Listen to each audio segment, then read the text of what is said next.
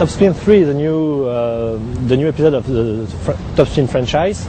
It's coming out very soon, and it's going to be a new. We're trying to bring new elements of gameplay, visuals, technology, play experience online as well in this new version of Topspin 3.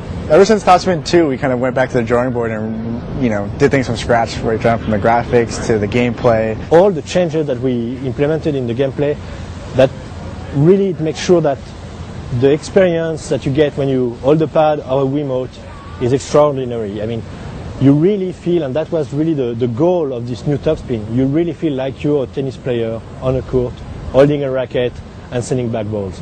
So the new improvements we did, we had to develop a lot of technology for that, animation technology, to make sure that players move around convincingly in a believable fashion, just not moving around like hectic and crazy, but like a real athlete is moving.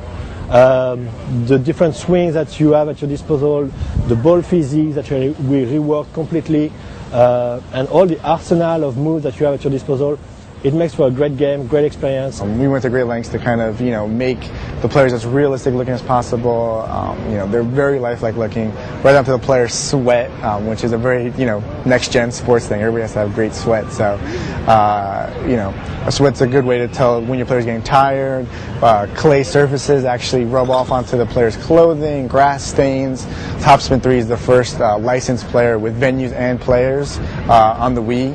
And the Wii shares a lot of assets as the 360 and the PS3 do, but we kind of have a different feel. It's more targeted towards the audience, the family-friendly audience of the Wii. So obviously we take full advantage of the Wii Remote, right down to the fact that you have to hold it like a racket, you have to hold it on its side, and then we wanted to add layers on top of that as well, not just swinging the remote. So what we did was, you could actually, depending on an up or down swing, you could add topspin, you could do a lob shot, drop shot, you also use it for serves, and then also on the Wii, obviously we have like party games and things like that to kind of add to that family-friendly atmosphere. So we really wanted to go out and get some of the best tennis players out there.